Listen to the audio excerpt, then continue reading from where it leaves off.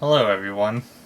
Today I'll be reviewing this 486 laptop for the DOScember event that is currently going on YouTube. It is where a bunch of YouTubers and other online personalities cover DOS and DOS-based machines. This is a Latitude C430. My camera's fighting me. So C430, it is based on a Intel 486 33SX at 33 megahertz. It is a machine that was released around 1992 as far as I can tell from documentation. It is one of the earliest machines to take the Latitude badging that is still going to this day. They are on like generation 30, I think, of the Latitudes. It is a really, really long running family.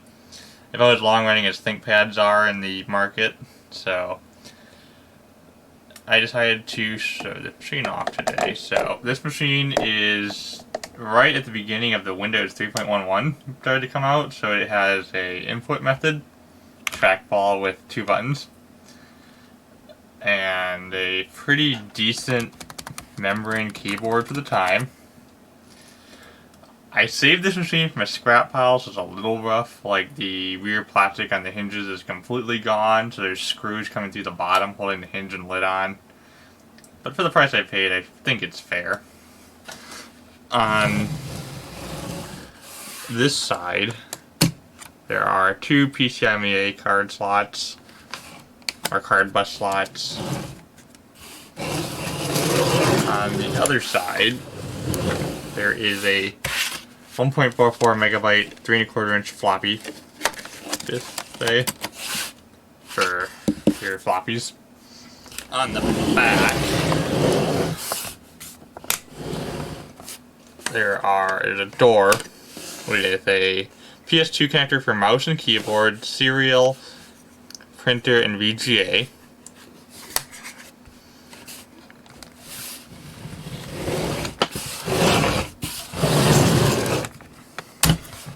The lid, there's just your status LEDs which show through when you open it. On the bottom, there's a RAM expansion bay and a battery. And yeah, you can see the screws I'm talking about there holding the hinge on. This machine's a little bit of a mess. Not the best condition I can find, but for the price I paid, I will not make any objections.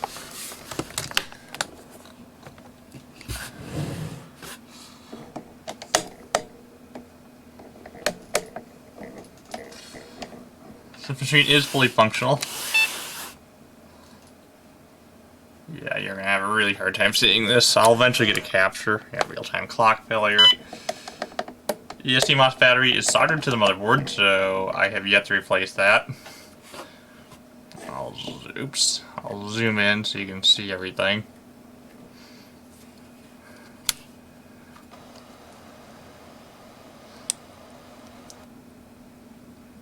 Oops, I pressed that one. Oops. Control delete.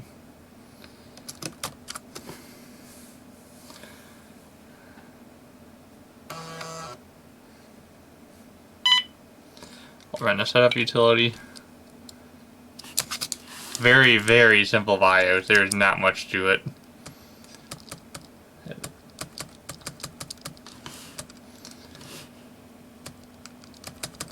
I'll set the date and time. This machine is Y2K compliant for being early 90s, which is not too bad.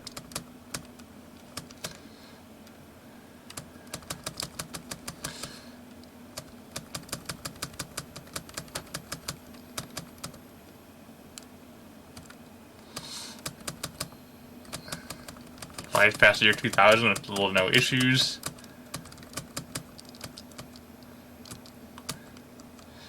And F10 save and exit. I have to eject the floppy because this machine set the boot floppy first.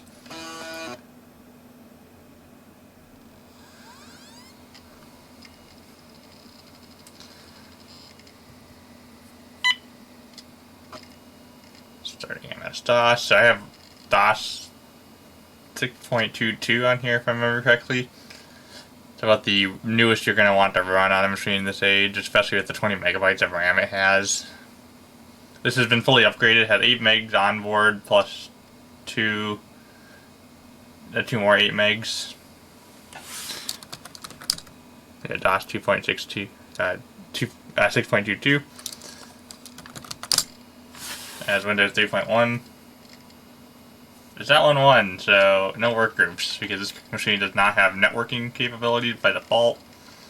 So I just loaded 3.1 on board.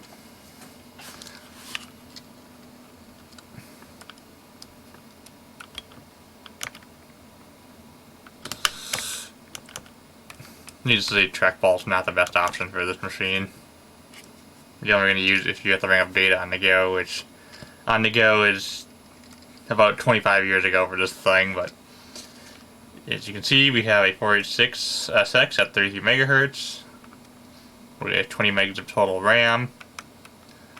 Has a 170 megabyte Western Digital hard drive and a 1.44 floppy. 32-bit disk access is off because this machine doesn't have a true 32-bit bus in places. The IDE controller is only 16-bit. The screen goes really badly, which is very normal for the time. The one thing you may notice that's missing from either side of the lid is contrast. This machine has digital controlled contrast and brightness. Very unique to this machine, because other machines at the time do not have it. There you go. So you can see right here, you hold the function key and then you'll press the buttons. That did not change on these Latitudes until the 2000s. So if you bought one of these machines in the 90s, you would actually be able to just remember everything. All the way up until about the mid-2000s, they didn't get rid of those contrast controls. And even today, and actually up until 2010, they used this for brightness up and down, let's function up and down, which is still the case on this machine. Even to this day, you can find machines with that control, so they haven't changed it much. Contrast, it's your standard contrast control for your machine.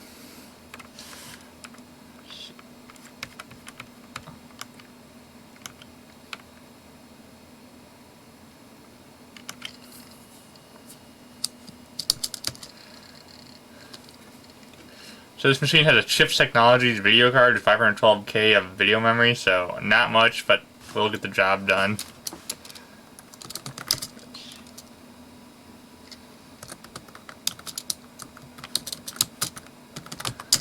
Keyboard's excellent, it's a little hard to type because of the palm rest that's on the machine, but I have had no problems with that.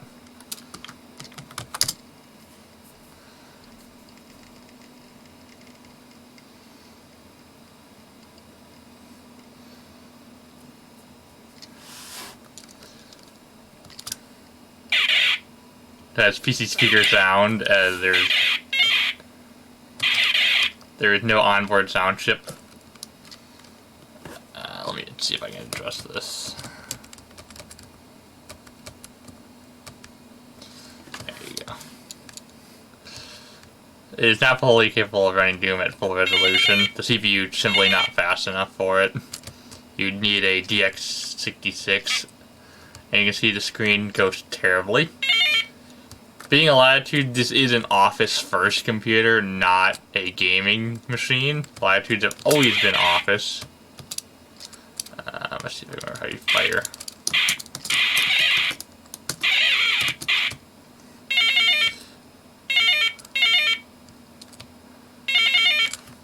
I don't have mouse control. If you had mouse control, you can just use the trackball, and it just plays like the arcade version with the trackball, where you just go forward.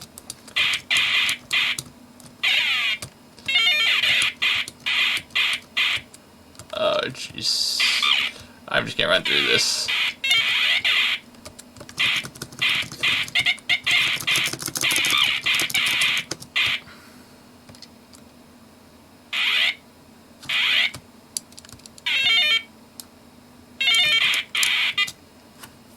There you go. So it'll play Doom at lower resolutions, absolutely no issues.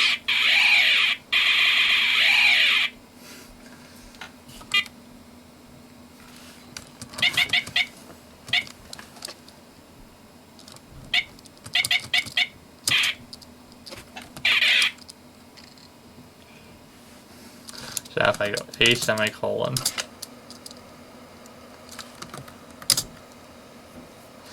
I have Commander Keen on here. This game should run just fine.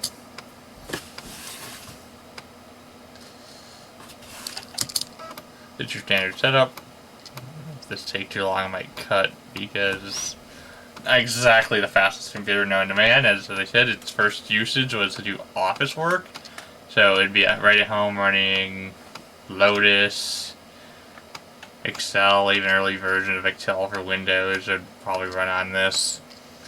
It is definitely an office computer first, not a gaming computer. It's just, as I said, Latitude, just like ThinkPads, except they're from Dell instead of IBM.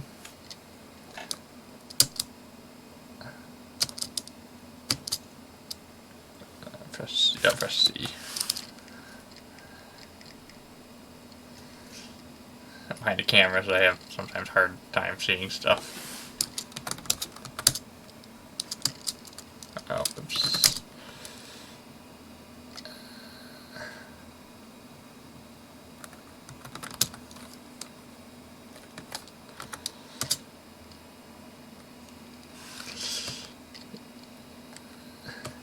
Has full CGA video compatibility.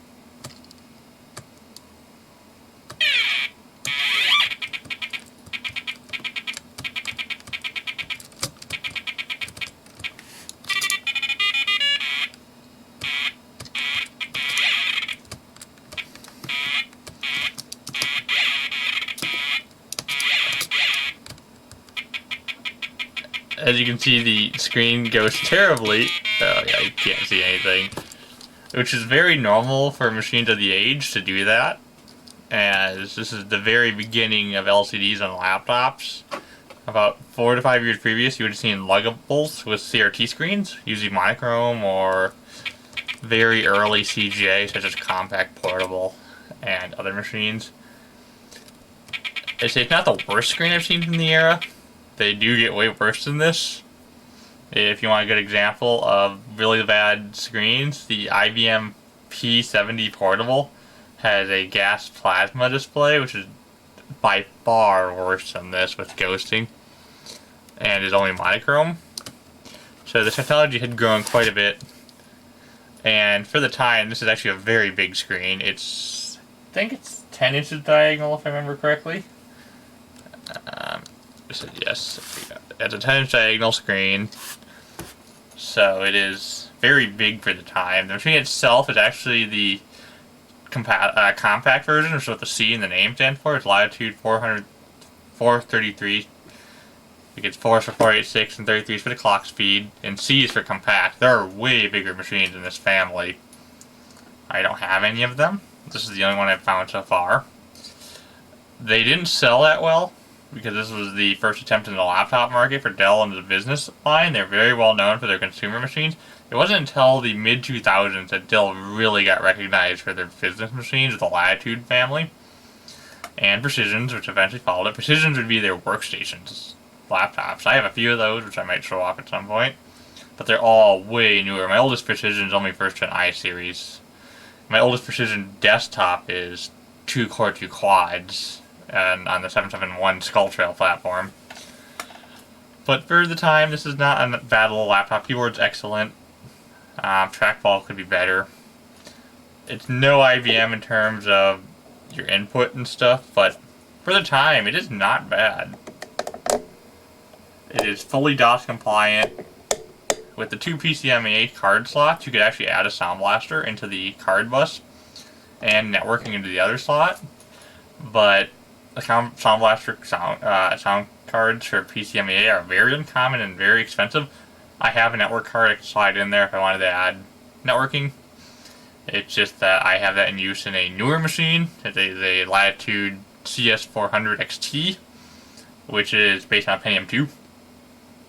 And that machine is tiny. It's a sub notebook, so it is a 12-inch screen, but it's like 90% screen to bezel. It's very impressive for the 90s. I will show that machine off at a different point, but that's more of a Windows 2000 and late 98. I wanted to show off this really cool and interesting DOS laptop. Hope you have a good rest of your day, and stay safe and have fun.